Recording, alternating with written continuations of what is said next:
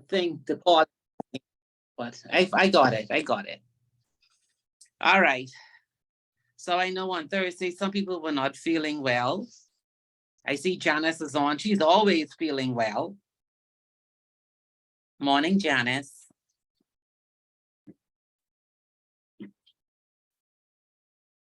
You mean she isn't there?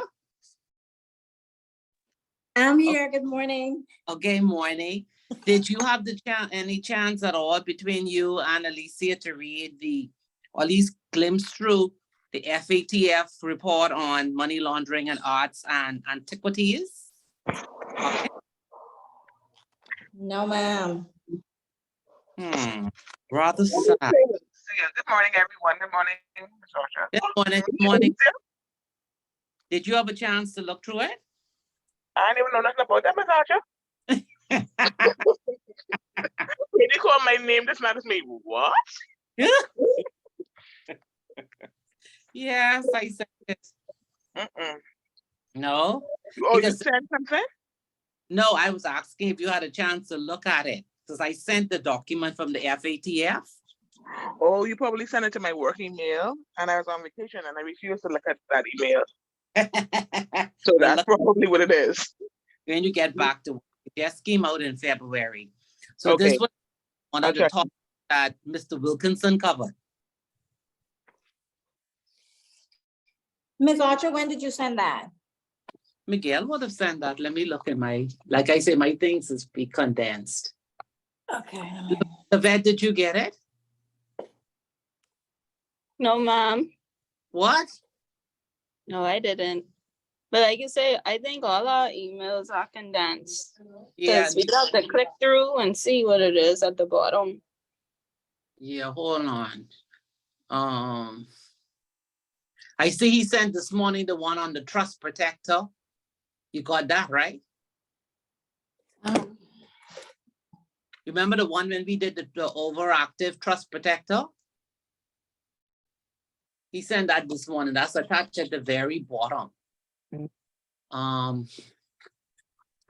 Let me look for this Let one. me log on to my email so I can see better. See if I could send you this one and just attach it to today's email. Let me see. Look at my downloads. Okay, would it been before this, before that?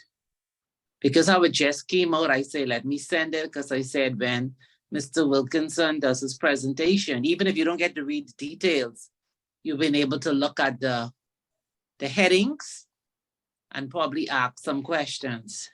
I need to find it and save it. Okay, let me find it.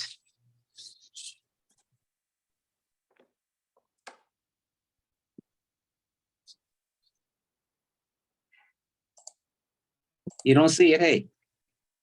I am still trying to log on to my email.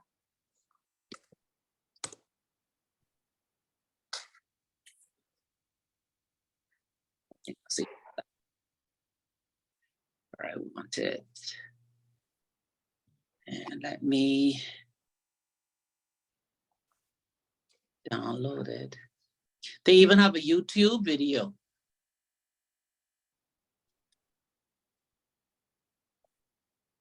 On the global trade in art and antiquities. Hold on, let me send you the actual document. All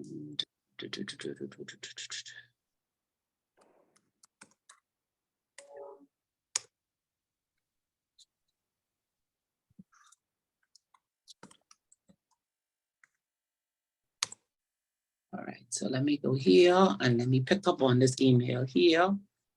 And let me do a reply to all. Hopefully it'll come up. And let's see.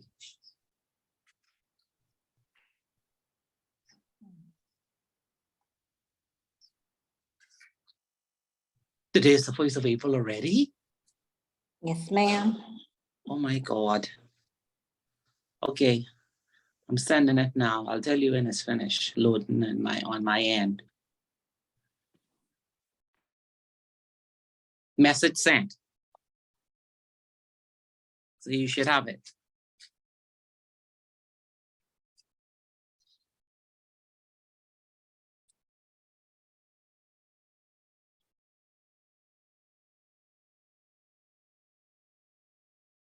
Let me know when you get it.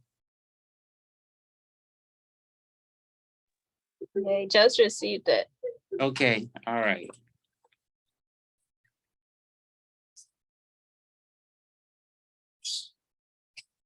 So when you would have covered that chapter on arts and other types of assets.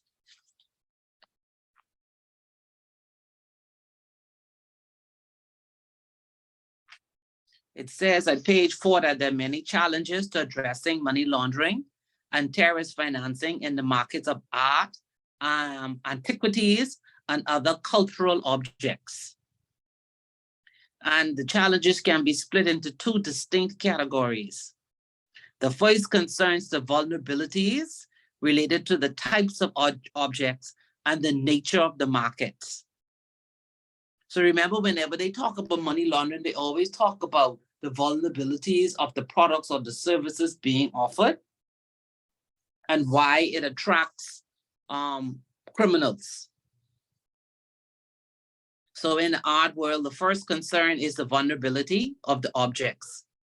So they say, sub-point 1, the difficulties in tracing the origin of those cultural objects. Second is a history of privacy and the use of third-party intermediaries in the sector. So, you know, from my guess from watching a lot of movies, that when someone is moving an object, there's always an intermediary. No one speaks directly to the owner. So even if you wanted to purchase something and put it within a trust, even the document itself will not say who is the actual human behind it. It will have a company.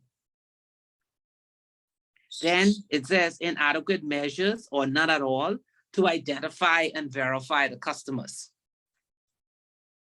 And the fourth one is there's a low number of suspicious transaction reports that are filed with the FIU related to these arts or antiquities.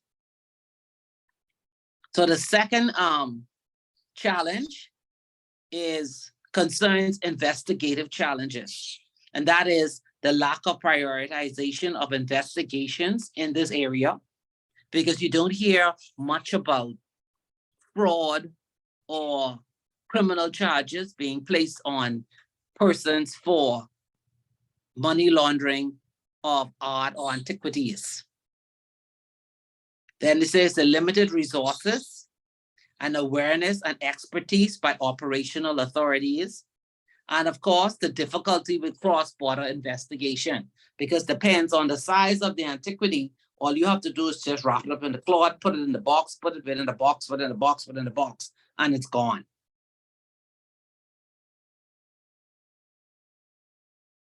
So you see in a lot of colonies, you would see a lot of those countries are now asking for their antiquities or their cultural objects to be returned to the rightful owner, to the actual countries. Because some of those European countries would have taken cultural objects, placed them in museums in their country, and now they're being asked to return those objects to the rightful jurisdiction. So in some countries, they have established specialized units and investigative training programs to focus in that area. Some countries have developed databases and promoted cooperation with experts and archaeologists to help trace, identify, investigate, and repatriate cultural objects. So let's say the ship that found those objects, the one where we now will have to split with Spain, those are cultural objects. Yes, they were found in our waters, but some of the origin of those artifacts are from Spain.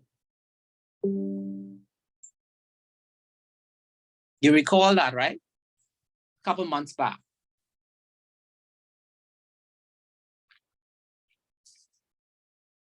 Don't sound so. I never heard about it. It was in the newspaper. For those that read the newspaper. Oh, Lord. So say it again. What happened? Please. All of my students in every class don't read the papers. Why? Thursday obituary is mainly what is No, and am I helping you? correct. But I never heard about this one.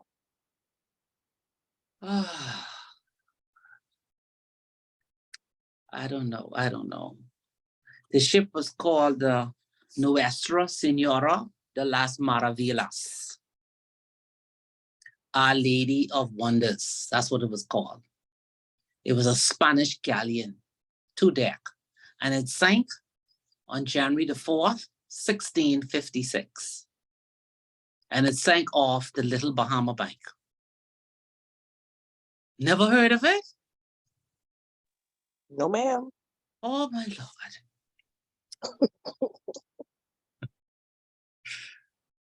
It's an 891-ton ship, and it collided with another fleet.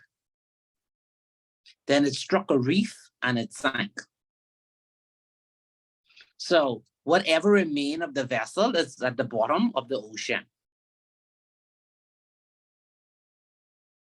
And I mean, they even had the pictures of what they found. I don't understand. You need to see the beautiful emeralds. So 360 years later, we have found some of those artifacts.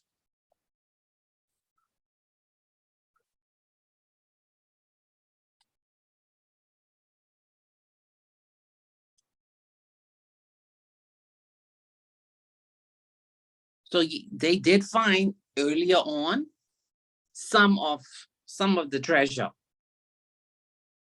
But now they were able to go down and find even more. They got cannons, anchors, emeralds, amethysts, 3,000 silver coins, and 25 gold coins. So, Miss Archer, the Bahamas is now in possession of all of these. Yes. So, well, Don't who has be- it? Don't ask me nothing else. Oh, you sent an article. Thank you. I know just where you headed. If you don't read the papers, you can't. If you don't read the papers, you can't follow the artifacts. You can't follow the money. That's why we have you, Miss Arthur. Me? That's a man's world out there. They label me crazy so quickly. It'd be like the woman who used to stand on the side of the road, the young girl. I don't see her no more. She had the big sign. She said, Jesus is coming. I don't see her anymore. Yeah, you don't see it no more. No. And that's how they label me. Just like that. Let me send you. I don't know, cite them. It was in the papers. I should have kept it. But then once I read it, that was it. I put the Tribune Yes, article link in the chat. Yeah, Leah sent it. Okay. And you see the jewelry?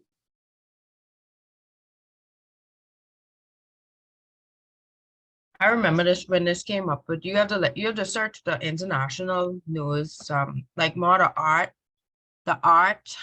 There was an art website that I saw all the photos of the jewelry and stuff like that on it. Yeah, but we had it on the front page of the Tribune. Yeah, I didn't find that when I searched just now. I didn't find that Yeah, article. it was in the Tribune. But don't worry, the only reason I know is because we have I work with a client who deals with art. So anytime I see anything with art, I pay attention to it. Okay, so that means that you must read this money laundering document. Yes. So yeah, I knew I was gonna get somebody's attention.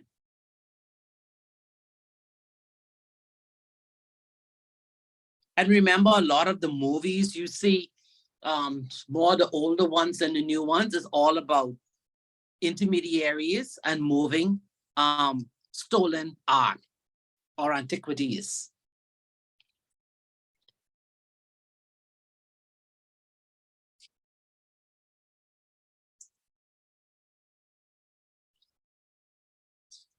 So are you all reading up on and hold on, there was a, oh, I didn't save that one. There was an editorial on how many ships that sank in Bahamian waters.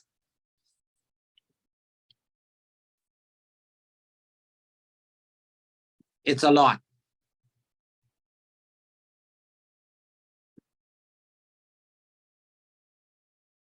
So besides oil, we have lots of treasures in the sea, just that it takes equipment that we don't have.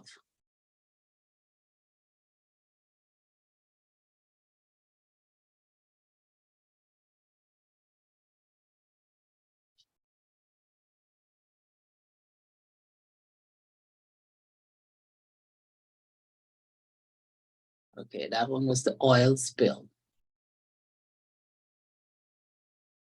Yeah, this guy, he's written a book on the amount of ships that are sunken in our waters.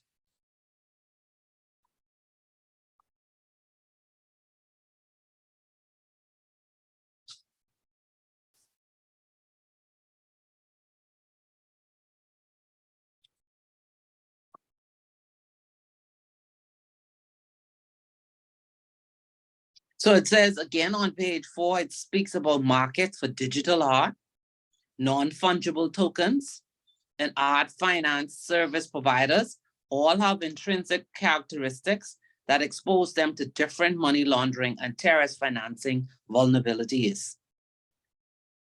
So the report, the same report here, highlights the importance of rapidly identifying and tracing cultural objects involved in money laundering and terrorist financing to aid the seizure and confiscation of items, as well as any associated illicit proceeds.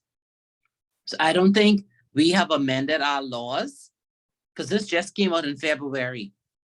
So now the steering committee has to look and see how they're going to amend our laws to include provisions in it to protect our antiquities and our cultural objects from being, I guess, sent outside the country by intermediaries.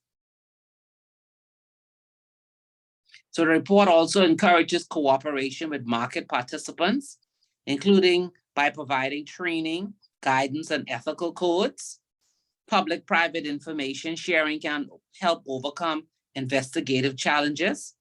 Other good practices include the creation of cross-disciplinary networks of experts, enhanced domestic and international information sharing, and working with museums to manage seized artworks and antiquities. And we know we have that, the museum, what's that street called? Delancey by St. Francis Cathedral. I think that's the Lansing. Delancey, yes, that's where the museum is. We're a very wealthy little nation, you know.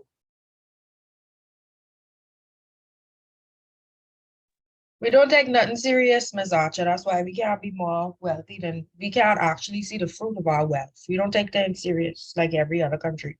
No, we don't. We don't. Because I think if you remember, maybe more than 20 years ago, when they found artifacts in the cave in one of the family islands, you could recall that? No, I don't remember that. Oh, Lord. I was like 10, Miss Archer. You should remember. Y'all don't collect newspapers? To do what with Miss Archer? We give them to the Humane Society. Let me tell you, my mother and my father separately, they used to cut out things of the newspaper and they tape it like in a photograph album. That's how we learned so much about Bahamian history. Well, now we know where to come when we're looking for stuff. All destroyed in the hurricane. Oh, It all, we lost it all. When that hurricane came out east, which one that was? When the water was high. It came all the way in Yamacross Shores. It took it, destroyed, yeah, it's destroyed everything. Wow.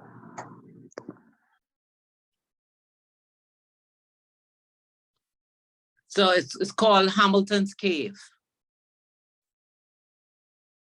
Never heard of it? This in Eleuthera? They found stuff in Eleuthera or something? This Or is not, another one? Because I think, I don't know how long ago it was, but I remember there was something with in Eleuthera where it essentially backed up the story of what everybody always used to talk about with the Lutheran adventurers. And I remember I was alive when they found that. okay, all right. But I don't know if that's the same one you're talking about. The cave lies just a few feet off Queens Highway.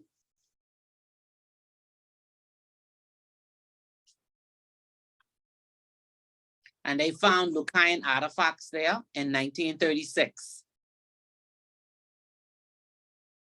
And it's in Hamilton, Long Island.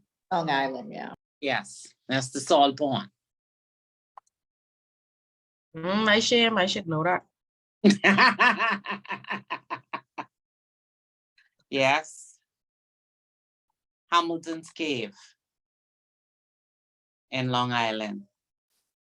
I think when you go to Long Island, there's a gentleman there that takes you out there by boat.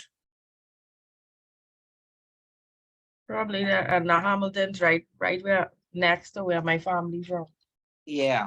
I But- shame. There's a guy that takes you out there. It's an archaeological site.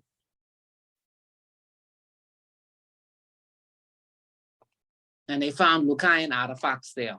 The next one was was it Eleuthera or San Salvador? I only remember hearing about Preacher's Cave, and that's in Eleuthera, I think. Yeah, one is in. Those were the Puritan artifacts. So, and how the law, with the way the law is set up now, what do they rely on?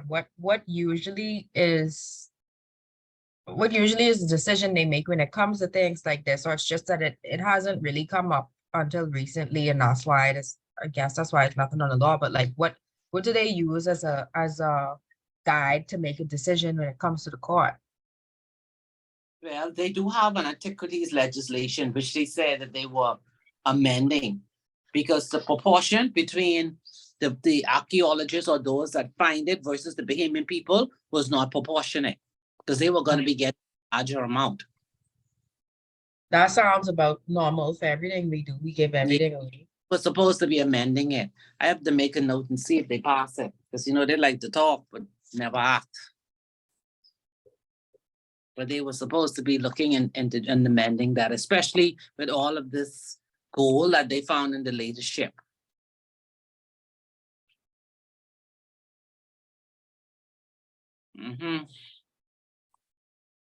Yep. So remember now, we're just rocks that came up out of the water. And so you may be surprised what you actually find.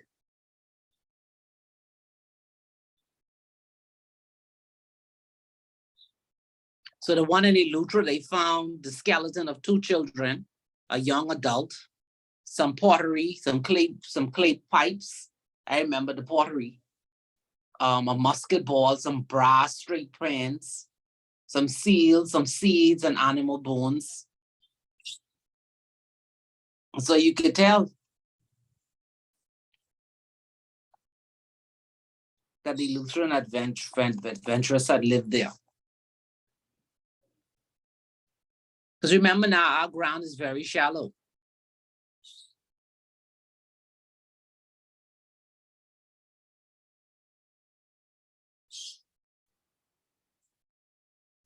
And then you have the Lucayan National Park, you know about that?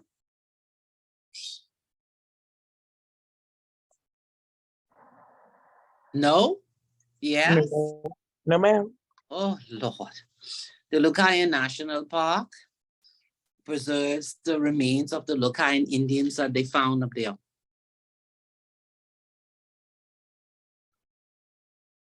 It's in Grand Bahama.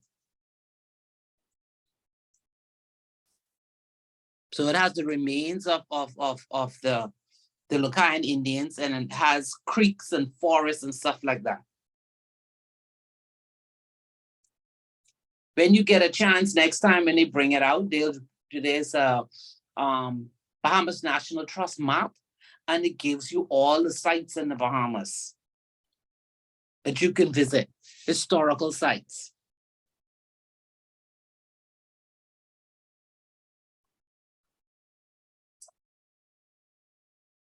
So they have caves in Andros, South Andros, all over the place in the Bahamas.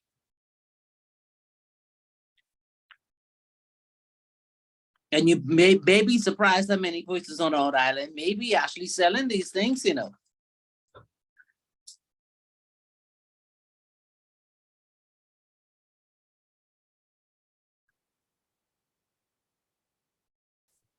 Because there's really no clear definition of the objects that should be included under this heading of artifacts and antiquities. Or even cultural objects, like what is that? So it depends on the jurisdiction.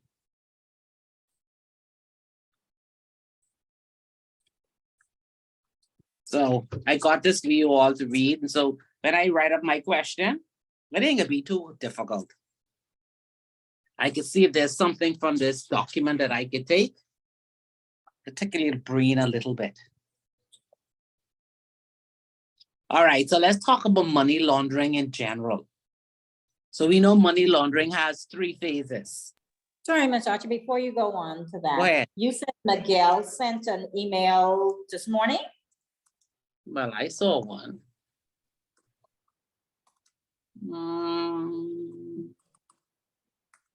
Yeah.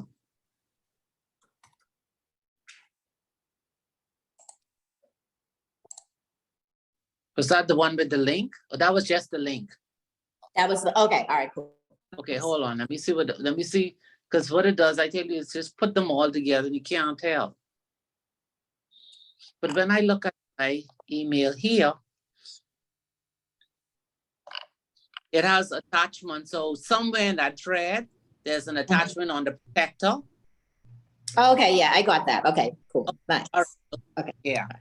So All right. yeah, my just merges it together and I don't know what is what. Okay, thank you. Separate them. Okay. So we know that there are 3 stages to money laundering. And when you think about it, the vulnerabilities of the products that we offer to our clients are very vulnerable to money laundering or even terrorist financing. Because the bulk of our business besides trust is incorporation of companies or other vehicles to facilitate estate or wealth management. So when you look at our Proceeds of Crime Act, it speaks to being able to have a reasonable knowledge that you suspect that there is a crime either about to happen or is happening or has happened. So the law says that you can't conceal it. You cannot be involved in arranging it, nor can you acquire or use the proceeds of crime. And that relates not just to the person who is carrying out the act, but all those persons that are affiliated with them. You also, by law, are required to disclose information to the police or the FIU. And by law, the MLRO has to disclose if they suspect something suspicious and file a suspicious transaction report with the FIU or inform the police. And of course, you know that tipping off is also an offense. So when you look at your clients and you want now to determine what do the due diligence is required. Let me give you a scenario.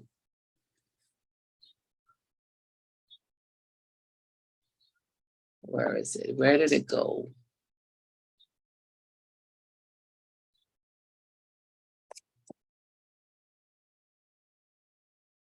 I'm on my computer now and it's doing its own thing. Downloads. Right here. Okay. Let's see.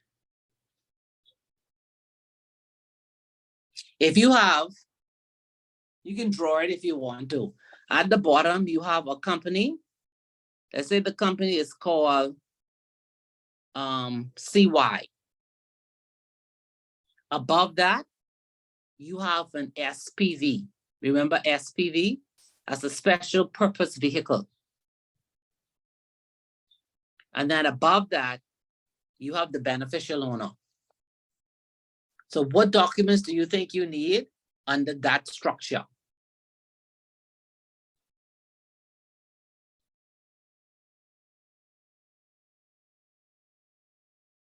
For every level? Yes, you decide if it's every level. You tell me. I would say the corporate documents, M&As, registers, of course, a certificate of incorporation, or I guess, I would assume the SPV is a company also. Yes, it is. For both, so for both the SPV and the company itself. And then if the registers, like if the directors of the SPV and the company are actually not natural persons, then you'd need KYC for them, which includes knowing nationality, so a photo ID, a government issued photo ID that gives their name, date of birth, nationality, and maybe a signature, something to prove their address, so a utility bill or bank statement, or credit card statement, maybe a bank statement. And what if any of those directors are companies? Then you need the same information you would get for the company, so M&As, registers, I guess if there's any power of attorney or anything like that, who the authorized signatories are for the companies. You asking for a lot of information, and I don't think I'm going to give that to you. Well, you can find another office then. That's what they normally say. Yeah, and that's what I normally say. Well, compliance has requested these things, and in the absence of them, we cannot move this relationship forward. They say it's too much information. Now the BO at the top is from the European Union. What do you want from him? It'll be like FACTA, CRS. Oh no. What you want? What? What you want for FATCA CRS? I mean, at least like I know we be talking about it in terms of that you could kind of get some more information about the person, I guess, based on their location, you know, what their occupation is. You kind of get more background if you do, can kind of be resistant. Because when you even incorporate companies, like if they hold property and things, you still have to do FATCA to figure out what it is that they hold. Then, But I'm going to give you my national identity card. That's it. So no address verification? I don't have it right now. Okay, you could come back when you have one. When your next billing cycle come out, you could send us one. What else will you want? I would ask for a CV also, just to kind of try to put the pieces together to see what their source of wealth is. Mm-hmm. But if I'm just incorporated company, why you need all of that? Because you're gonna be putting assets into this company. Where the assets come from? Well, most likely I'm gonna be purchasing some property right here in the Bahamas. But you have to prove where the money come from that you buy in that property with. What if that's Bin Laden money? I'm an accountant. They can send us audited financials or just financial. I don't know. It'll But be on. aren't You making my head hurt this morning. This is why it's good to have a checklist. I will always vouch for that. Listen, not good. It's a good guide. It's a guide, but when you have a checklist, you tend to lean more on the checklist than leaning on common sense. Yeah, so for me, I don't know if I should call it really a checklist, but it's a reminder of these are the core things. And then just through my experience, certain things would make me like, for example, if and this happened recently, someone just wanted to put on their form that they were retired. And I was like, but you can't tell me that you're retired as your source of wealth, because now I'm extra curious. How did you amass your wealth over the years? Are you still making income some kind of way? Like, you've been retired for 20 years, but you telling me you want to start up a new venture. Like, I need to understand, to protect me and you, where your source of wealth is to start this up. So for 20 years when I retired, I would have probably gotten $1 million and I invested it. Okay, so we should be able to get a portfolio statement that could also double as your address verification. Oh, you asking for a lot. So you could, so I would prefer to have reference letters also.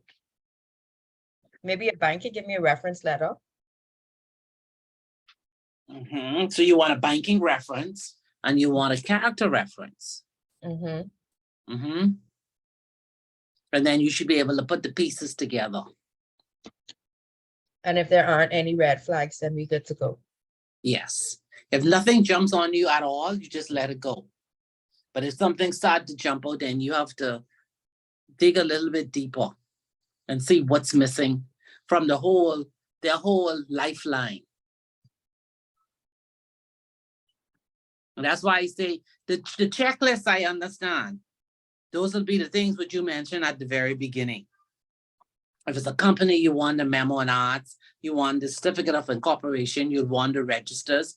And then that varies, those documents that you request varies depending on the jurisdiction that they're coming from. So it's jurisdictional and then type of company it is. The documents change. So that's a very simple one. But again, like I'm telling you, when clients come in, especially if they're being introduced by an attorney or an accountant, they're going to tell you off the top, no, my client is not giving you all of that information. Now, in some instances, that client may be a very wealthy person. And then you can understand why in certain circumstances, but sometimes they are not.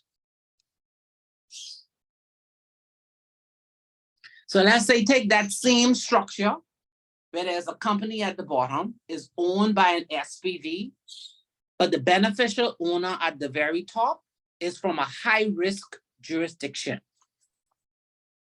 So who can tell me what are the high-risk jurisdictions? Brazil. Visited for the holidays. Now, where you get Brazil? Brazil high risk. All kidnapping and money laundering and stuff like that will be going on. You sure? You're talking about high risk in terms of going on the tour, on a vacation. Not for money laundering. Okay, my bad. No, not your bad. No, that's why you in the class. Yeah. So you begin to learn how you go about this when you have a client that's from a high-risk jurisdiction.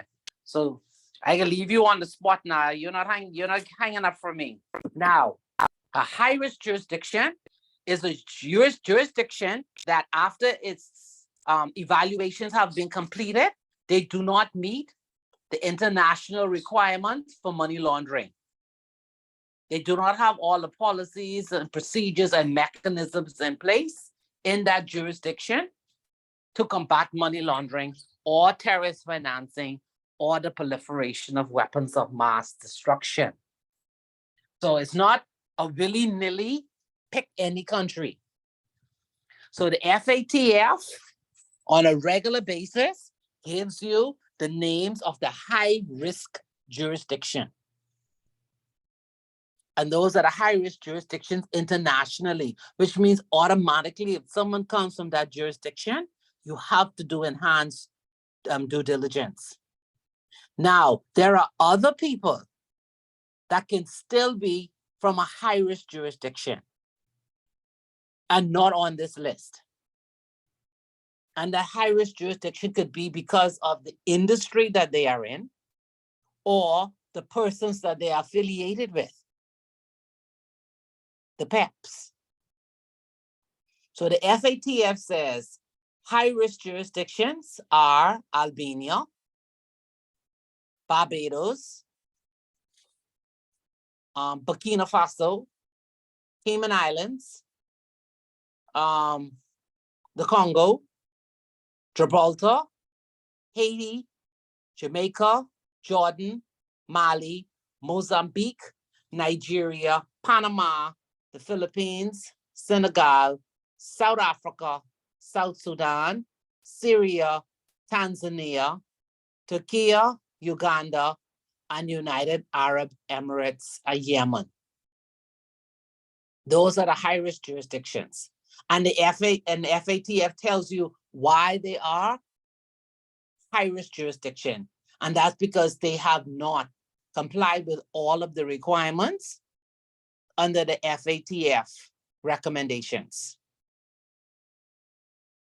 So anyone coming from any one of those jurisdictions is automatically high risk. Now, they also have two countries that they have under increased monitoring, and that's Cambodia and Morocco. So those are automatic.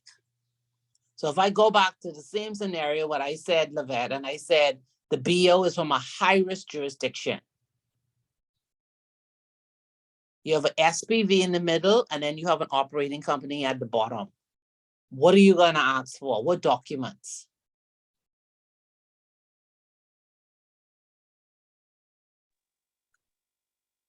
I guess it would still be related to, I know the same things that Leo was saying earlier, that would be needed to make sure that this person is valid before you accept the business. Yes. And so what are you going to get for the BO? Knowing that he's from a high-risk jurisdiction. You definitely need to verify. Well, I know you need a signature. You need the passport. Like Leah said, you need the address. You need So what if I give you a passport from Kazakhstan, but I give you a proof of address from Turkey? world checks? And what will check tell me? Well, I guess when you put in the location, like where they are, place of birth, current, like all those things I know you usually do, like it'll say, okay, if this person is high risk, or it'll show like matches. And I guess if it's like, you know, if there isn't any match, then you do the enhance search. Mm-hmm. And then like Leah said, like I think, well, how she said, you go to the banks, request the statements, request reference letter to ensure who the person is, because somebody out there know you. And know the type of person you are, know the type of client you are from previous business. So let me help you a little bit. When you have someone from a high-risk jurisdiction, the first thing you want to know is, what does that person do? What is their industry? Sometimes when they come to the Bahamas, they're not really coming in their proper line of business. This could be some little small project that they want to do. So the first thing you have to know is, who is this person? What do they do? Are they wealthy or not? Who are they connected to? And then you look at the rationale why they are coming here. And like Leah said, you got to really know who this person is. Where did their money come from? And a lot of persons that come as intermediaries. They're just the front person, not the real client. And in some instances, you will not know until someone is under investigation, and then they come up with different names or different structures, and then they ask, do you know this person or do you know of this company?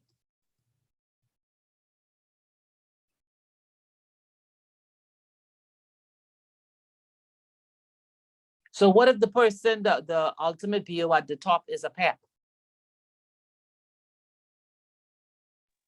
They'll have to do more investigations into who he is, right? Mm-hmm. I And how do know you do that? we have a few PAPs at work, and like I know like compliance has to go through all of the information. They do the search online, everything enhanced KYC. Right. Just So if they are a PEP, you're gonna make sure you run them through WorldCheck. See if Yeah. they're not on any sanctions list. You do have to look to see if there's any adverse media about them, whether they have any convictions or potential convictions. Then you have to really look at, again, what are they doing here?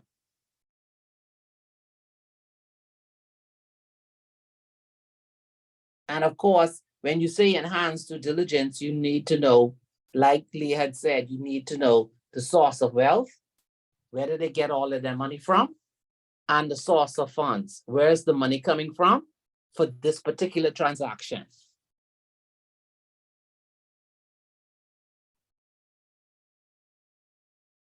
So what if the ultimate beneficial owner is a high risk, in a high risk jurisdiction and also a PEP? What do you do?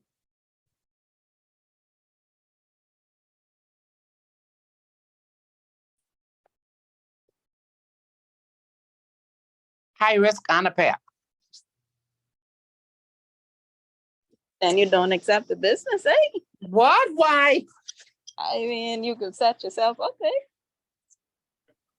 Now remember, we are very small, one of the very small offshore jurisdiction. Do we have the liberty to keep rejecting business without conducting due diligence? No. I So think if I'm from- one of Go ahead. the most helpful things that I've found when it comes to a situation where you have someone, like we've done it in office, not just in terms of someone being high risk, but sometimes like you really got to go with your gut feeling. Like you have a client and you can't really find anything on them.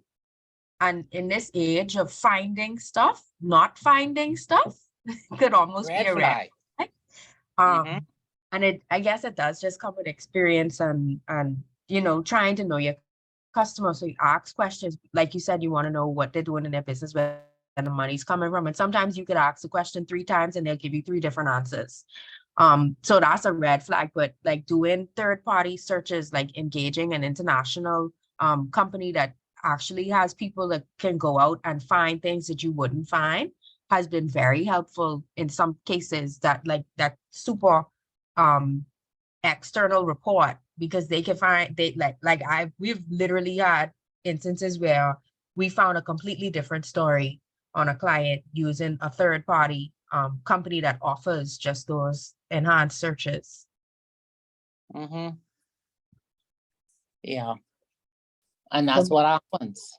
The more Because you know, and then you could do enhanced monitoring. You could change your monitoring of the client. Instead of doing a quarterly review or annual review, you could do it once a month or every other month, or or just keep it running so that you could see if anything pops up? Pops up, yeah. Mhm. And also in addition to that, also assign them perhaps a certain risk rating that would, I guess, keep them, you would, as you say, enhance the monitoring, look for large transactions, suspicious well, what may be a suspicious transaction or large amounts or something of that sort. Mm-hmm. Yeah. So there are different things that trigger it, because sometimes you could onboard them after, like you say, based on your gut feeling and what you have, you say, okay, we could give person a chance. And then because they're on your radar, you watch and see what they're actually doing. But where it becomes even more complex is when you have one operating company at the bottom, and then you have like 3 or 4 special purpose vehicles, and each one of those special purpose vehicle is owned by someone else.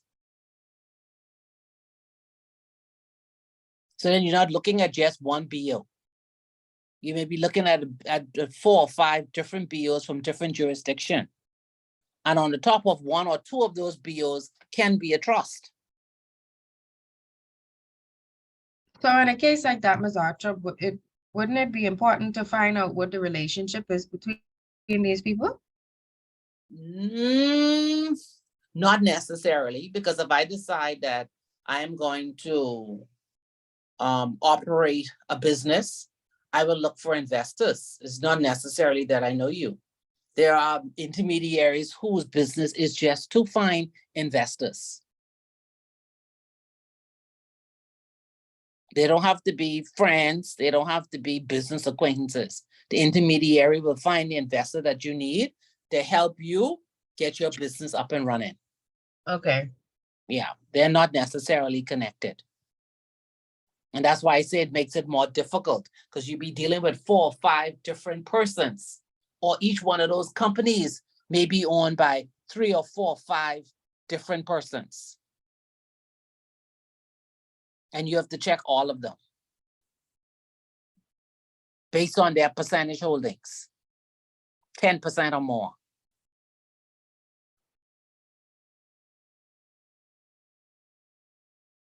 So a good summary to all of this for anti-money laundering and risk and all of that is you have to really know the basics so you could understand red flags, because every case is going to be different.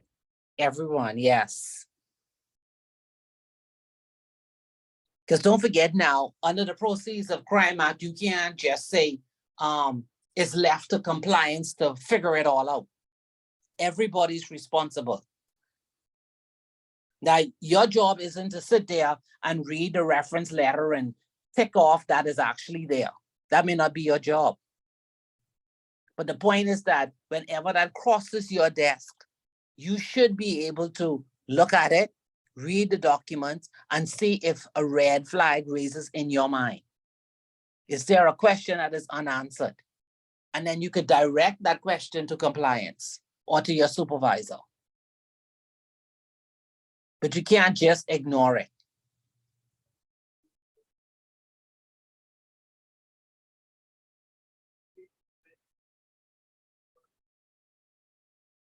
So I'm going to put a question on the final exam. I don't know if I could draw the little structure. I'll see. Oh, I may just have to put it in words. Draw a little box. But I'm going to draw a structure with a trust and ask you to explain what documents would you require to onboard that client. Now I could make it simple, or I So could make it complex. So we could just write a list then. Yeah, it'll be like a list. Yeah, Okay. yeah. I may just make it. I don't think you all don't need nothing too easy. I'm gonna give you something challenging. That one may take too long. Maybe not. I'll see. I'll see. I'll give you all something on that. So I have a scenario now I want you to listen to and see if you could tell me what are the red flags. So make notes as I go. I'll try to read slowly. So Maria is the compliance officer of the Best Audit Firm Limited. She is in charge of meeting with all new prospective clients and obtaining all necessary information before the commencement of the business relationship. A new client, Mr. Shamir, introduced by a long-standing existing client, has come in the office for a meeting. Mr. Shamir is an Israeli resident, excuse me, a Cyprus homeowner with a company that trades in furniture. Anything triggered in your mind yet?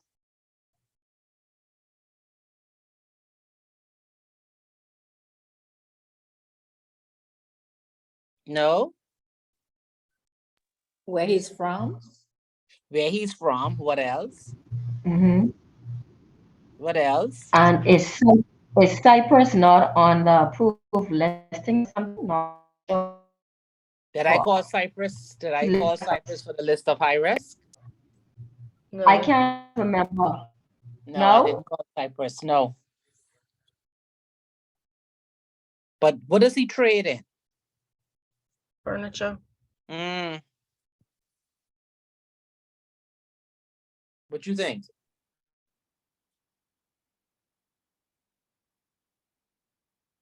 So what's the red flag there? What's the, there? I have Furniture. more questions about what he traded in furniture. Yeah, furniture. You could move drugs. You can move diamonds by furniture. You put it in the leg of the furniture or you sew it into the seat of the furniture.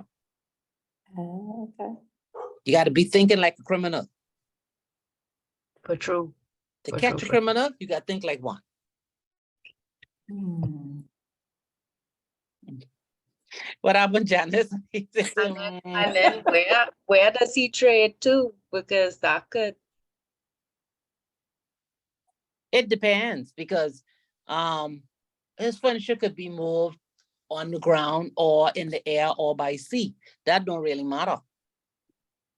No, I mean, which, like, is it that he's trading in Israel, or is he sourcing from, I don't know, Brazil and sending somewhere else? But Like, that's a question that you would have to ask once he gives you his transaction or tells you what he's going to do. So it depends on what he's coming there to do, here to do. Whether it's just form another company for having the separatist distribution sites. You have to wait until the client tells you what it is so you could figure out, does it make sense?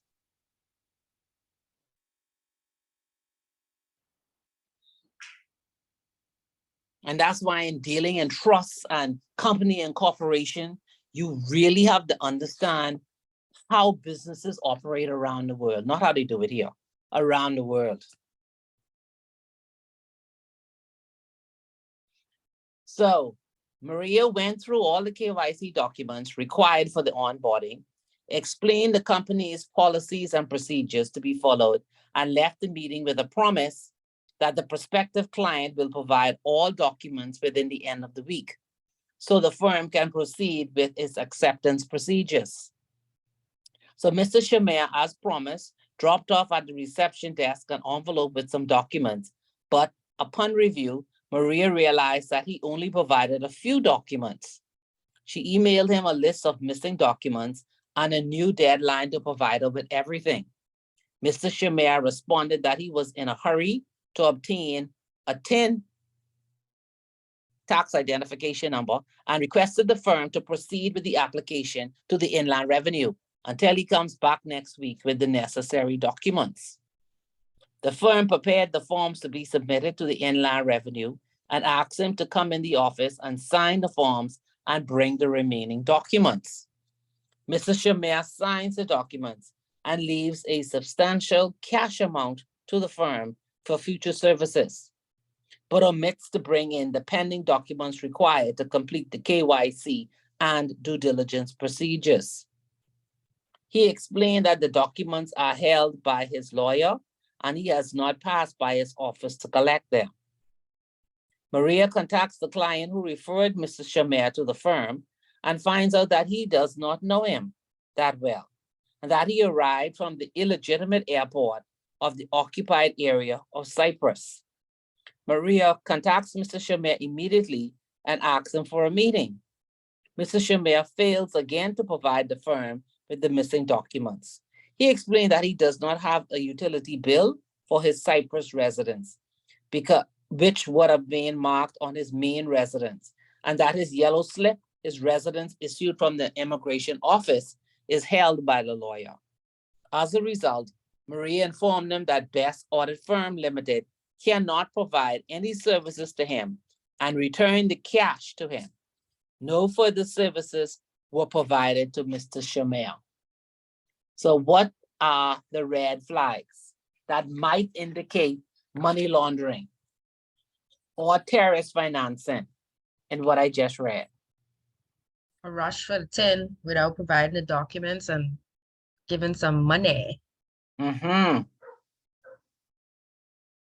And if you have documents, if your lawyer has your documents, why don't you just instruct your lawyer to share your documents? That's all she could have done that. And then And don't why- forget, also he's at the occupied airport. And then he can't provide an address verification. No. And I noticed some of them are coming with that story, you know. Yeah, Oh, I've seen that very recently in the last month. People are, oh, I can't get Yeah. any proof of address. Okay, that's cute. Yeah, the last month to 2 months, I'll just say sum it up because it started to creep in January. A lot of them are moving from one place to another. And I noticed too, if they're coming to live here, they're coming to buy a home, they don't want to give you their address verification from where they came from. They don't want to do that. I have two questions from this scenario actually that I wrote Mhm. down. How would a firm really go about, like how the compliance officer said that in the end, when she started finding red flags is when she actually confirmed the relationship of this potential client and the existing client. Like how, isn't that something that you should maybe check in the beginning?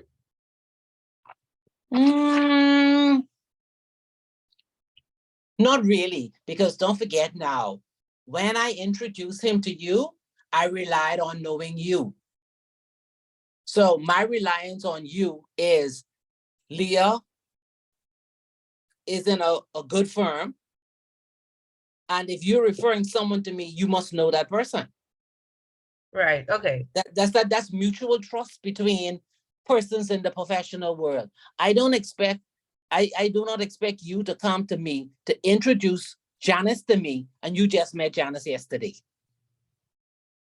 Okay. Yeah, that qualifier should have been there. After you would have introduced Janice, you should have come to me and call me on the phone and say, I introduced you to Janice today, but by the way, I only just met her for the first time yesterday, so you're gonna have to do your own assessment.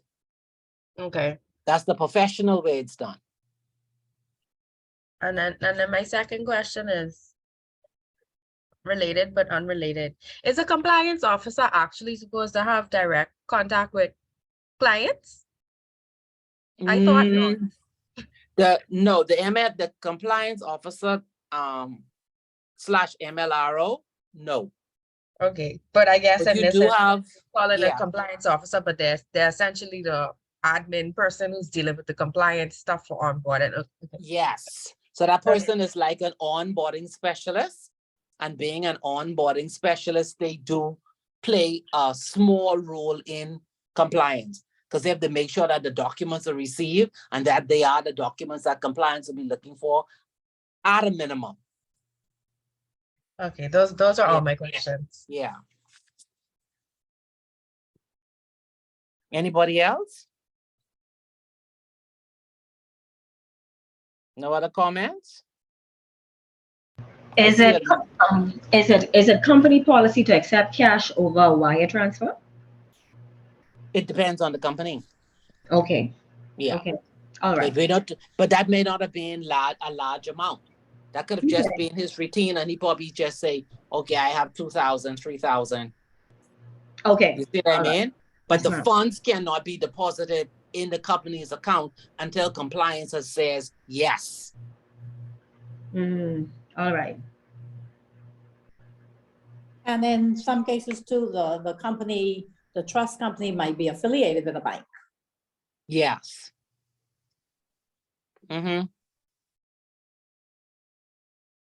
So what are the risks to the accounting firm? Based on all those red flags, what are the risks?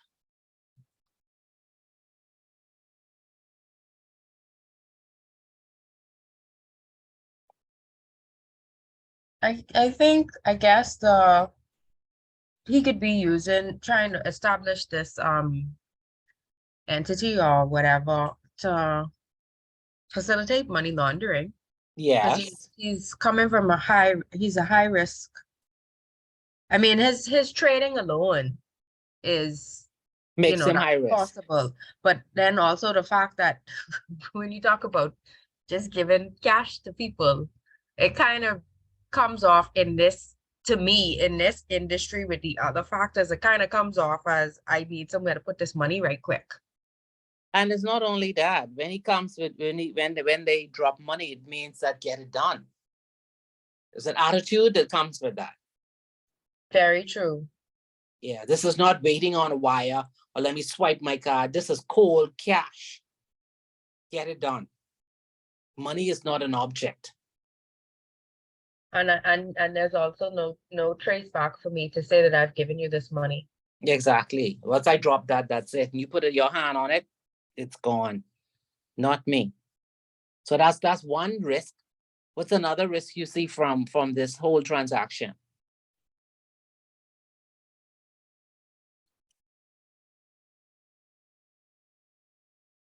I think the inability to confirm where they are. If something happens down the line, I mean, I don't know that people would go after a client, but if it's a situation where you have to report a suspicious transaction, can a true investigation actually be done? Yeah, that's true, especially how he just dropped the money. And the risk is, and a risk also is not being able to provide anything else or not the important items. And Just his hesitation. that's what him being hesitant in providing what's required. All right. So that brings both of those things, what Jessica and Leah said, brings you into two risks. One is the reputational risk to the firm.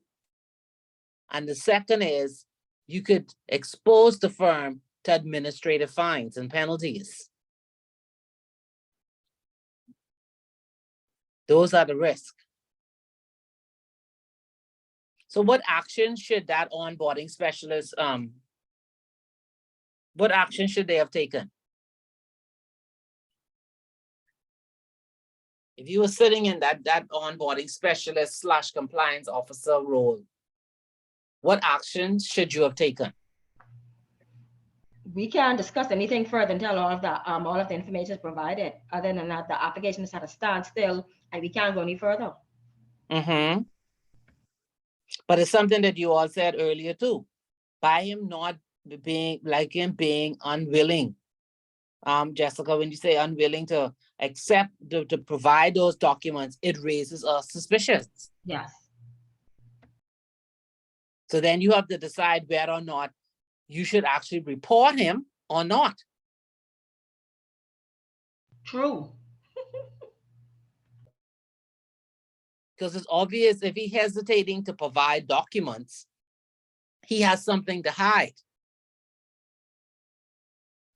I would think, in a case like this, Miss Archer, it might be, especially if you like the front line, if you're the frontline person, I would think it might be a better idea to compile what you have, and because I'm assuming this frontline person does not make the final decision, to compile what you have and note that you're not accepting the client, but still pass that on to the next person in line because I think it would protect the company if something comes up later on and this person, says that they have a relationship with the company, but you have something on file to say, no, we didn't take on this client and these are the reasons. So do you think that same onboarding person should have proceeded in offering services to Mr. Shamir? No, And what about the cash? he needed to take that back with him as fast as he dropped that off. He should have, yeah, he shouldn't take it at all. I don't think they should have ever received it. Exactly. That's what I think. Ms. Archer, question for you. Mhm. You're saying that based on what was presented so far, that they probably should have reported them. You mean like to FIU? Yeah, they have to make a decision whether or not there is something is suspicious about it. Remember now, him not presenting the documents is one thing, but does it raise a suspicion? So To I your- can go to FIU and say, this is not really my client, but he's reluctant to provide me with what is requested. And I just feel as though, because I mean, I don't have anything definite. I just have a feeling. I can go to FIU like that. Yes, because guess what? Okay. Someone else, he may go somewhere else. And I'll tell you, a lot of time when they come shopping. So they don't come just to one place for service. They go to 2 or 3 places. And whichever one is the first one that accepts them, they're gone. They'll go there.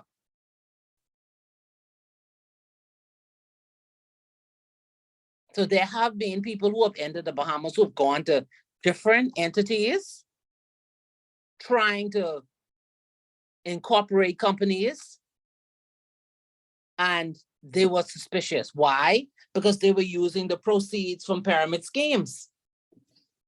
And they're trying to offload the money as quickly as possible.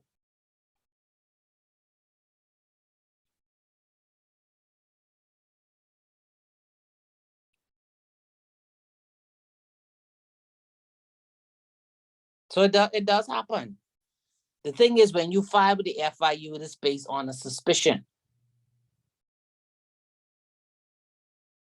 Because he could come in, right? You could onboard him. He's in the business of furniture.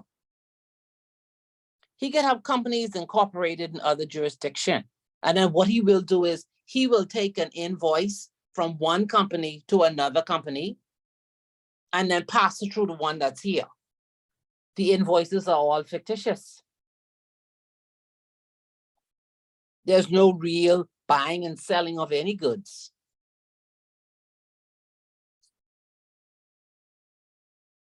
And if they are a very small operation in Cyprus, then what in the world are they doing here? Okay, I can give you one more now before you go home, because then you'll have an idea of how the questions may come. I may put 2 money laundering questions. So listen to this one. XYZ Audit Limited is a middle-sized audit firm, again in Cyprus, and is specializing in the provision of a range of professional services that includes accounting, tax, fiduciary, and audit services. Mr. Donald, a prominent American businessman and lawyer by profession, has approached the firm requesting the incorporation of 6 companies with 1,000 euro issued share capital for each company, with the principal activities to invest on behalf of prominent investors in the real estate property of Eastern Europe.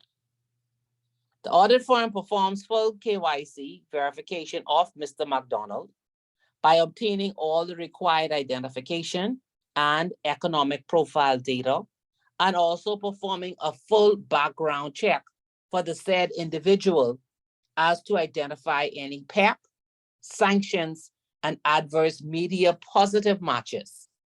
All the procedures performed do not identify anything suspicious or negative which would prevent the acceptance of Mr. McDonald as client. The audit firm incorporates the 6 companies with the assistance of a registered licensed lawyer requested by the client, with Mr. McDonald as the sole beneficial shareholder. And immediately there are funds deposited in the bank accounts of each of the 6 companies for 10 million euros. Each. So that's 60 million. Each of the funds is shown as loans payable for 1% interest to a common investor, Mr. Valdemar from Russia. The funds are then immediately invested in commercial property in Eastern Europe. During a regulatory monitoring inspection from the regulators, it is identified that Mr. Valdemar, the sole investor, is a PEP. He's an ex-mayor of a Russian city and has a criminal history and sentences by Russian courts for embezzlement, money laundering, and being involved in a criminal organization. The audit firm is reported in the disciplinary committee of the regulator for not performing adequate KYC procedures, and also the specific BO, Mr. McDonald, and the sole investor, Mr. Valdemar, are reported by the regulator to the FIU. What are the red flags that could indicate money laundering or terrorist financing? From the beginning, he didn't disclose who the investors were, right? Mm-hmm. He didn't. Okay, and then of course, dude is Russian. And they did no Always. KYC, they did no KYC on him, and they probably wouldn't find much on him because he's Russian. And then the amount of money that was put in each company fairly quickly. Mm-hmm. And then why would a prominent lawyer be incorporating 6 companies for real estate? It doesn't tie into his profession. Right.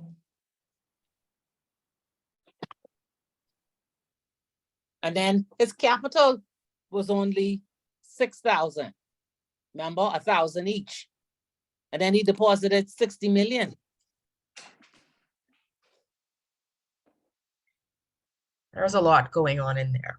Yeah, whole lot. so, right. And so the question is, well, who are the real BOs? And this is what I'm telling you, the intermediate in today's business world, you see it more in other countries than here.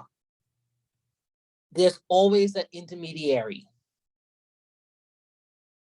That's the person who comes to find out what is being offered or how many companies can I incorporate? And then you see, they put their names there or some nominee company there. And you really don't know who is the ultimate BO, because the ultimate BO that's on record, that warm blood, is not really the person.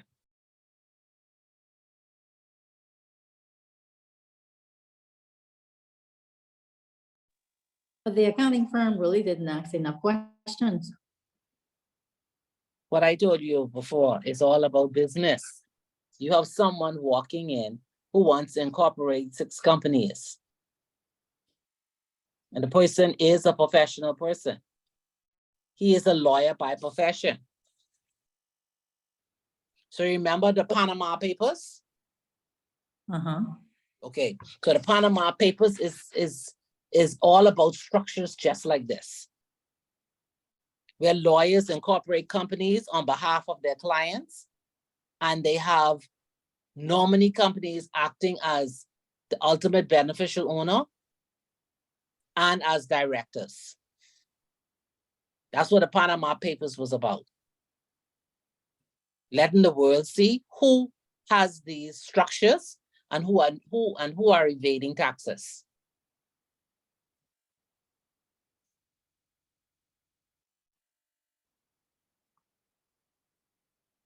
So what kind of KYC due diligence could the firm have carried out?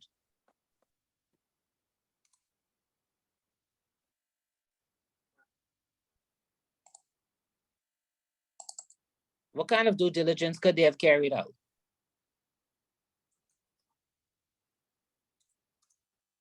Knowing that the lawyer is incorporating these companies, what kind of PEP you think they are?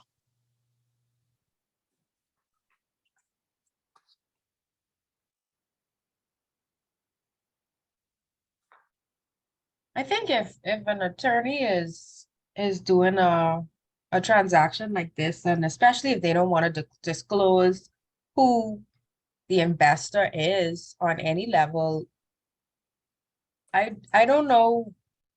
They're not For going to tell me, you that, they're not going I to tell know. you that they're doing it on behalf of someone else. They're just going to tell you, I'm incorporating 6 companies. Because you did say that they did all of their checks on this person and this person checked out, right? Mhm. Right. So it's like if you passed all of the checks and I don't have a real reason, my only real suspicion is why you want 6 companies all at one time. Well, he said he's doing it on behalf of prominent investors. So if you don't want if they're prominent investors, why can't I know who they are? Okay, so that's why I asked the question, what KYC would you have asked for? I want to know who the investors are. Okay, so they are wealthy investors, where your mind leads you. What's their source of wealth? Yeah, where's the money coming from? Uh-huh. Where are You they from? need to put them in the same way Leah, you start with your checklist. Mhm. You have to put people in buckets. When you hear wealthy investors, your mind go to what box? Where do they get their money from? What is their wealth and what are they investing in? Yeah, but the first thing when you hear wealthy investors, your mind's supposed to go on PEP. Wealthy investors. They're either very rich people, legitimately, or they could be PEPs. Okay, and I guess they could have gotten their wealth through PEP type relationship, or their wealth has Yes, been yes. preserved because And of so them. you being put, PEP. right. So for your box that you're putting these people in, because this is a lawyer now coming to incorporate companies on behalf of investors, your mind's supposed to say that red flag and that bell supposed to say ting-a-ling-a-ling-a-ling-a-ling, PEP. Corruption. They go together. Very wealthy. Either they are kings, princess, or someone with old money, or they are someone in the political arena and they have funds they need to offload. What are they going to invest it in? Real estate. Okay. I guess even the fact that they were looking at real estate, that's a red flag too. Yes. The minute you hear real estate, you have to think about several people. PEP, tax evaders, pyramid scheme.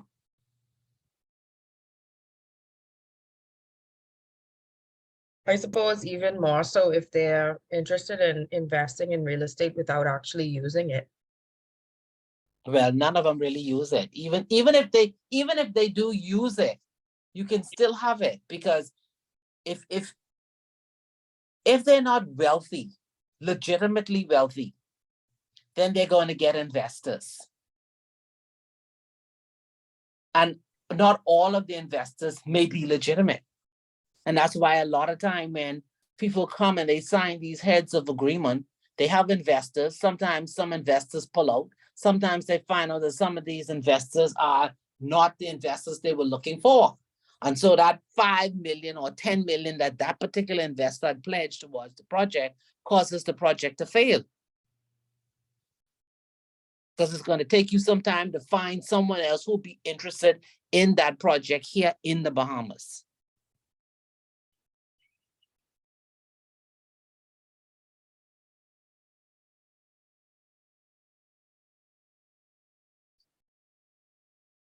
So then, like you said, you have to find out the source of funds and the source of wealth. So even though he said he had like a sole investor, remember? He said he had Mr. What the man name? Vladimir was the sole investor. He was a PEP. He was the ex-mayor of a Russian city. You needed to get full KYC on him and find out the source of his money. Did they have his name before the funds came in or not until after? Yes, see. Did it, but not until they had the regulatory review. It was identified that Vladimir was the sole investor and that he was a PEP. And he had a criminal history. So no, they didn't know.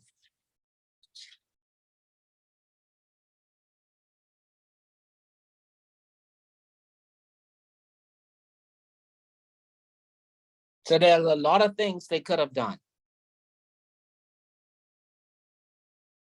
And of course, you have to refer to your procedures.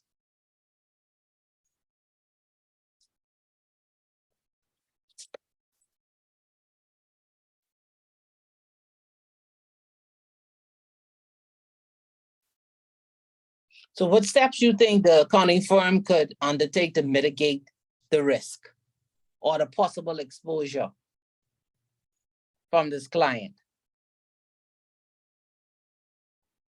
You mean after the regulator already slapped them? Mm-hmm.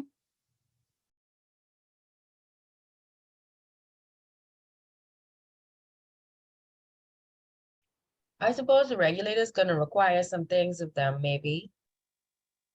As a consequence of them, because what did they say? The regulator said they didn't do enough due diligence Yes, so they're gonna have to look at their procedures. and make an adjustment. Uh-huh. And they're gonna also have to, like you're saying, they're gonna have to cooperate with the regulators.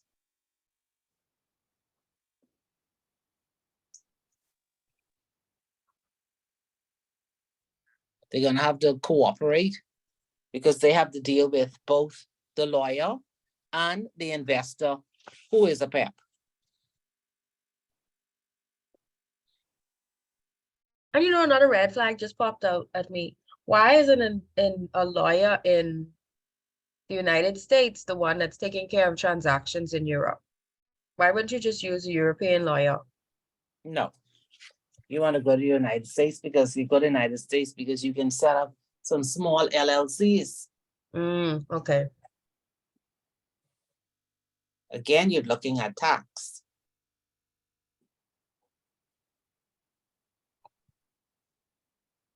And so that LLC would be the parent company of the company you incorporate here. It sounds a lot like layering to me. Well, y'all call it layering. Some people call it structuring. I mean, it's just a name. If it's legitimate business, then it's fine. But if it's illegitimate, then it's you call it layering. It could actually be a web where there are companies behind companies. Okay. All right, so I probably won't give you all those two questions. The main scenario, probably find a different scenario. I look like y'all like the ones with red flags. But we will have a question related to money laundering and onboarding. Yes, Okay. yeah, and you will have a question on artifacts. Okay. All right, so that's next Thursday now. I have to tax my brain to see how challenging I can make this exam. Don't tax yourself too hard. Why? No, Because then you have all of these exams you have to grade. After you make it so difficult, then it's gonna be difficult for you to grade it. I am not making it difficult to grade. I just need to challenge your brain. Okay. You've come a long way from the first part. Now you're at the end, getting ready now to do step. So I need to challenge your brain. How about that? Yes, ma'am. That sounds right, right? Not quite. Oh, God. Is Sounds that fair. Alicia saying? I heard you, Alicia, say not quite. Miss Archer, I have a question. Since you're talking Yes. about exam, is it at all possible that after this exam, we could actually get together and discuss the first exam and the second exam so that maybe we could all make sure that we know what we actually did was right or what we could have done better? Yeah. I need to find out where I put the exams now. I mean, I don't know if it would have to be like specific, everybody go over their paper, but like if we could just go through the questions and like how you would review with us and tell us, okay, these are the things that you need to make sure that you understand before the exam. We could just go back through the questions and these are the things that we needed you to tell us. Oh, okay. Okay. Because I think Yeah. that would help for those of us who are gonna go into step to help prepare us for the next level. Mm-hmm. Okay. So, Ms. Archer, Yes, I did. class is on Thursday, right? No Mm-hmm. class on Saturday. And then Which the side? following, Go ahead. following Thursday, which is I think the 14th or the 13th, that would be our review, correct? Yeah, so what we're gonna do next Thursday is we're gonna do a brief review for Deandra. A brief one. She'll know that I'll just tell you the topics that are on the exam. And then the following Thursday, whichever that is, 13, 14, 15, we will actually just do the review of the final exam. Okay. Yeah. Alrighty. And then nobody should fail. Because once we've done the review, if you've made your notes and you've gone to your modules, you've looked at your extra handouts if necessary, you shouldn't have any problems in answering the questions.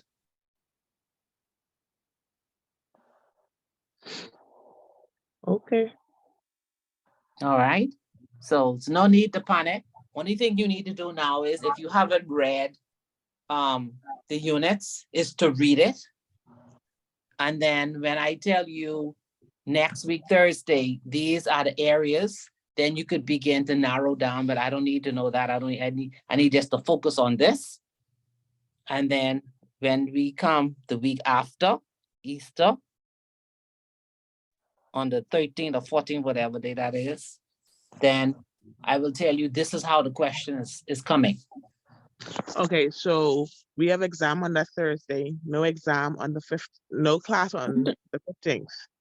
And then the following week, there would be no class until the 22nd, until the exam on the 22nd. No, you're getting your dates wrong. When this exam is? No, the exam date is right, but I mean your thing on the class. So next Thursday, we're gonna look at modern developments in trust law, which won't be that long. And then we're gonna do, briefly, we're gonna say the areas where the exam will be coming from for Deandra. So she could start studying and you all can also start reading. Then, hold on, let me turn to my book. Then on the 13th, we'll actually do a full review. So it's next week, Thursday. We'll do modern developments and trust law. We'll go over the areas for the exam. And on the 13th, we will actually do the actual review. Looking at the questions and then and looking at the topics that I was giving you from the week before and narrowing it down. Okay. And then you take the exam on the 22nd. Okay. Okay. Yeah. So no need to panic. The only thing, like I say, if you haven't read some of the units, you can Mhm. start to read them now. So next week when I say, I'm gonna do a question on, let's say I say I'm gonna do a question on money laundering and I'm focusing on arts and antiquities. So I'm gonna put the question together with the money laundering unit and the one that Wilkinson did. So I leave it general like that. So you know you have to look at that unit with money laundering and you know the conversation that we had at the beginning of class. So you have an Okay. idea, okay, that's how that question will be coming. When we come back after the Easter, I will tell you, okay, now, like I always do, let's just say we have someone who has some artifacts that wants to move it. I'll give you a general idea of how the question is going to be worded. So you don't need to panic.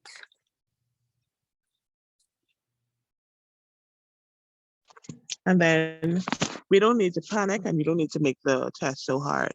We appreciate you. Thank you. At least you use too much, you know. I'm not gonna make it too hard because like I said, I tell you what's coming. I tell you what's coming.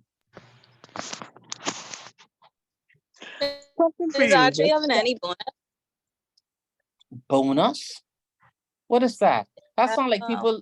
people at Christmas time when they say boneless. Well, I know I need a little extra just in case because I know what happened the last time. Bonus. Oh, I guess I could throw something there. Let me look at my notes. Where am I? Right here. Okay, so what a bonus question. Okay, I wrote it down. Also, a question for you, Ms. Archer, with the Mhm. STEP course, right? Is that also like a 3 month course? Do you know how long each section or each part is for the STEP? No, I don't. Leah, you know? I don't know. I don't know how much each section is, but I know that is either June or July where you have to apply for whatever level you're gonna go into. And then I was looking at it and I think the fastest you could get to the second level, I think is like 18 months. Oh, really? Because they'll give you like they'll distribute exam questions if you do an exam route, and then you have certain period of time where you have to then submit them. So you do it over time. It's not like they'll give you an exam a question at the beginning of the month and then you have a month to put it in. Like they issue a chunk of questions and you pick from them and then you put them in by a particular period. Oh, okay. Oh, Thank you. it's basically self-paced. Like, Yeah. oh wow. Yeah, I know like the week of exam, I think it's 4 days, the Monday through Thursday, that you are actually in class. You have your lecture, you're in class, and then on the Friday would be the exam. Right. Yeah, sure, that one. Yeah, I'm on the site now trying to see.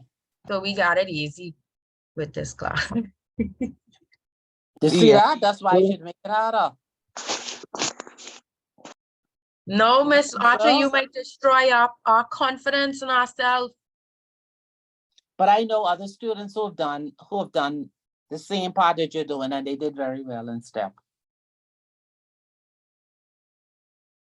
I think They a part of doing STEP is good to have I guess like a village with people who you could talk to and get, bounce ideas off of, because everybody, it's good to get different perspectives because someone Mhm. else's perspective will maybe help you to understand. So it's good to have other people you could talk to, people who've been there, and people who doing it the same time that you doing it. Let me see, it says, how does it work? Step 1. Private wealth administration and governance. Set 2 is tax and compliance, and set 3 is elective. So build a STEP diploma that works for you by choosing from our extensive suite of advanced certificates. Combine 4 advanced certificates to make up your diploma. Choose at least 1 from set 1 and 1 from set 2 and 2 from anywhere else. With more than 20 papers to choose from and electives covering the subjects of family business, vulnerable clients, cross-border estates, and trust disputes, you can build a diploma that really works for you. So you actually build your own diploma, I guess, based upon the expertise you're trying to find. But this diploma from BIFS is recognized by STEP though. Yes, yes. So this diploma is worth 30 credits. And I think you need 60 to get to the affiliate Yes. level. Mm-hmm. You need 60 to get where, please? To affiliate. Okay. Yeah, I saw something with the 60. You will need 60 entry-level credits in order to enroll on this qualification. You can acquire these credits through prior learning, certified or experiential, or completion of entry-level STEP certificates.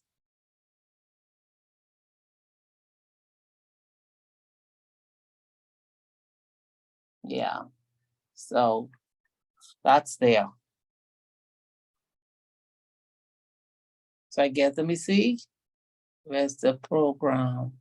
So they say you could, yeah, you could go at www.step.org/diploma, and they will show you the full range of advanced certificates in sets 1, 2, and 3.